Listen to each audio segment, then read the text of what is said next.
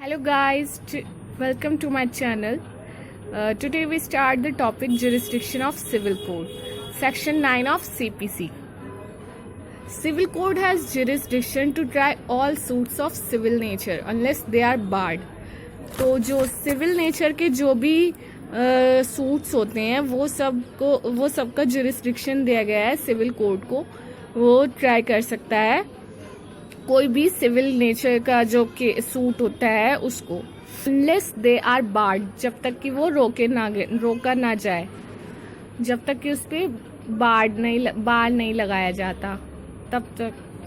मतलब civil nature के जितने भी सूट्स हैं सब उस पर सिविल कोड का जुरिस्डिक्शन है। चलिए इसको अच्छे से समझते हैं। The court shall subject to the provision herein content have jurisdiction to try all suits of a civil nature, excepting suits of which their cognizance is either expressly or impliedly barred. Section 9 of CPC. तो ये क्या कह रहा है कि civil code को मतलब jurisdiction है किसी भी सिविल नेचर का जो सूट होता है उसको ट्राई करने का, एक्सेप्ट जब तक ओनली तक कि वो एक्सप्रेसली या इम्प्लाइडली बार नहीं किया गया हो, जब तक कि उस पर रोक ना लगा दी गई हो एक्सप्रेसली और इम्प्लाइडली। इसका एक्सप्लेनेशन हम देखते हैं, उसके थ्रू हम इसको समझते हैं। एक्सप्लेनेशन 1 क्या कहता है कि a suit in which right to property or to an office is contested is a suit of a civil nature. Civil nature का सूट क्या होते हैं, मतलब जो कि रिलेटेड हो राइट टू प्रॉपर्टी से या फिर किसी ऑफिस से कॉन्टेस्टेड हो, ये जो होते हैं सिविल नेचर के केस सूट्स होते हैं।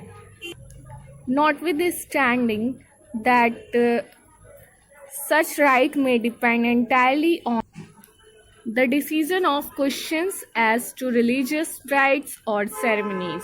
मतलब कि जब तक कि ये जो राइट्स हैं पूरी तरह से डिपेंड ना हो किस पर कि कोई question, decision of questions as to religious rights or ceremonies.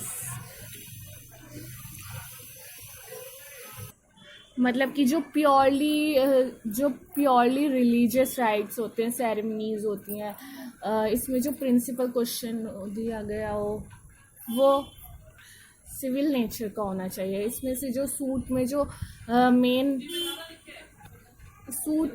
Main जो क्वेश्चन, प्रिंसिपल क्वेश्चन, जो सिविल सूट है उसका जो प्रिंसिपल क्वेश्चन वो निकल कर आ रहा है वो सिविल नेचर का होना चाहिए। प्योरली रिलीजियस राइट्स या सेरेमनीज से रिलेटेड नहीं होना चाहिए वो, भले ही वो उससे रिलेटेड हो।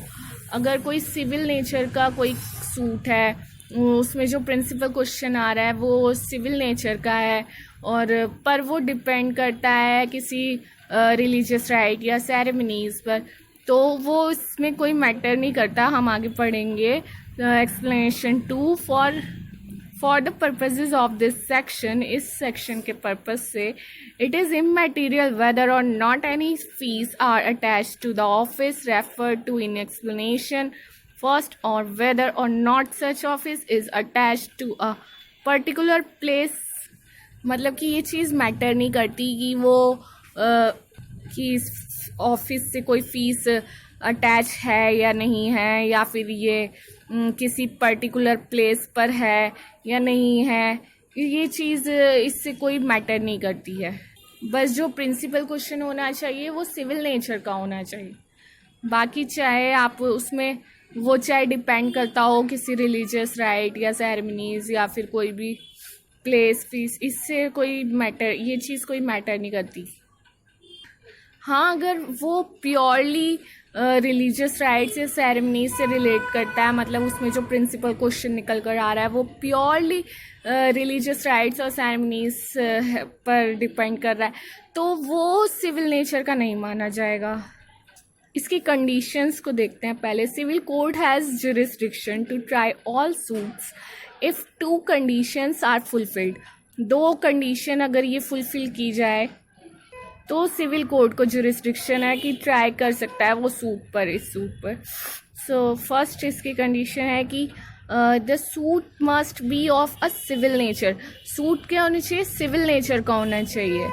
सेकंड इसमें है कि the cognizance of such a suit must not be barred expressly or impliedly, और वो सूट बार नहीं किया गया हो एक्सप्रेसली और इम्प्लाइडली, किसी भी टाइप से बार ना किया गया हो, रोक ना लगाई गई हो उस पर अगर।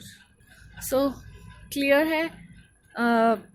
अब हम देखते हैं कि सूट ऑफ सिविल नेचर क्या क्या है, मतलब किस चीज़ को कहा गया है सिविल नेचर का जो सूट होता है। Suit of civil nature covers private rights and obligations of a citizen, political and religious questions are not covered by this expression. तो इसमें यह है कि जैसे कि किसी भी इंसान के private rights and obligation remedies होती हैं किसी भी सिटीज़न की, तो उस पर जो भी ये सब इसमें कवर होता है, किसमें, सिविल नेचर के सूट में। Principal question in suit relates to caste और religion is not a suit of a civil nature. जैसे कि मैंने आपको पहले भी बताया था कि कोई भी रिलीजन से रिलेटेड, कास्ट से रिलेटेड कोई भी सूट में जो प्रिंसिपल क्वेश्चन में निकल कर आ रहा है वो किसी रिलीजियस क्वेश्चन से, रिलीजन या कास्ट से रिलेटेड ना हो। अगर वो किसी रिलीजन या कास्ट से रिलेटेड होता है, प्योरली रिलीजन या कास्ट से रिलेटेड है, तो वो सूट सिविल नेचर का नहीं माना जाएगा। इसकी हम कंडीशंस हम इसकी देख चुके हैं, डिस्कस कर चुके हैं। नाउ अब हम देखते हैं कि illustrations of suits of civil nature. Civil nature के सूट्स कौन कौन से होते हैं? Suits relating to right to property, suits relating to right of worship, suits relating to taking out religious procession, suits relating to right to shares in offerings, suits for specific performance, suits for dissolution of marriages, suits for rent, suits for or on account etc. ये सब जो है civil nature के suits माने जाएंगे। अब हम देखते हैं कि कौन कौन से सूट्स हैं जो सिविल नेचर में नहीं आते। Illustrations of suits not of a civil nature.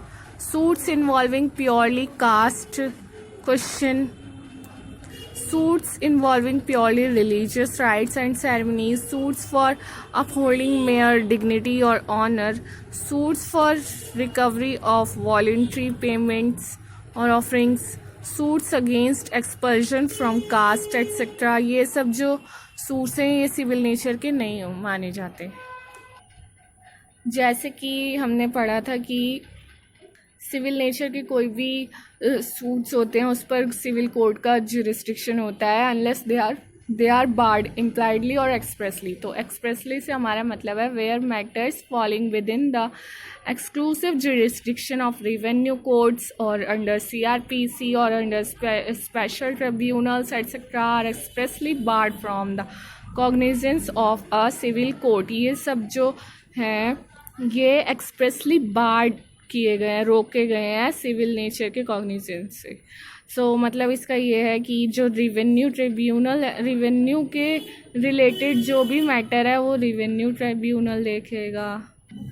जो क्रिमिनल केसेस होते हैं वो CRPC में जाएंगे, CRPC में कवर किए जाते हैं। और जो जैसे कि इन सब के अलग अलग ट्रिब्यूनल्स होते हैं, electricity tribunals, election tribunal, rank tribunal, ये सब अलग अलग जुरिस्डिक्शन में देखे जाते हैं। इन सब के अलग अलग जुरिस्डिक्शन होते हैं, तो ये सब एक्सप्रेसली बार किए जाते हैं सिविल कोड में। Civil code always has jurisdiction to examine the provisions of the act and the rules which bars its jurisdiction। और जो इम्प्लाइडली बार किया जाता है वो है कि जैसे कि अगर कोई गवर्नमेंट ने प्रोवाइड किया कोई स्कीम, कुछ रूल निकाला है, प्रोविज़न दिया गया है कि अगर आपको कंपनसेशन के लिए आप गवर्नमेंट के पास जाएंगे, उसके पास नहीं जाएंगे, किसी एक स्पेसिफिक बंदे के पास नहीं जा सकते कि हमें कंपनसेट करो। तो वो गवर्नमेंट ने जो प्रोविज़न निकाला है तो वो इम्प्लाइड तौर से माना जाता है, उसको कहा जाता है इम्प्लाइडली बार। ओके। सिविल कोर्ट के पास इनहेरेंट पावर भी होते हैं कि अपना खुद का जुरिस्डिक्शन डिसाइड करने की। और जैसे कि सिविल कोर्ट के पास इतनी भी पावर है कि वो किसी भी एक्ट को डिटरमाइन कर सकता है, अगर वो सिविल नेचर का नहीं है पर वो उसे डिटरमाइन कर सकता है कि वो सिविल नेचर का उसका जुरिस्डिक्शन है कि नहीं है। ये सब उसमें मतलब इनहेरेंट उसकी पावर होती है। इसमें एक केस दिया गया है, Bhatia corporation housing society limited versus DC Patel AIR 1953 supreme court, जिसमें कि ये हेल्ड हुआ है। सो इसमें सेक्शन 9 में सिर्फ इतना ही है। Thanks for watching my video. Please like and subscribe my channel. Thank you.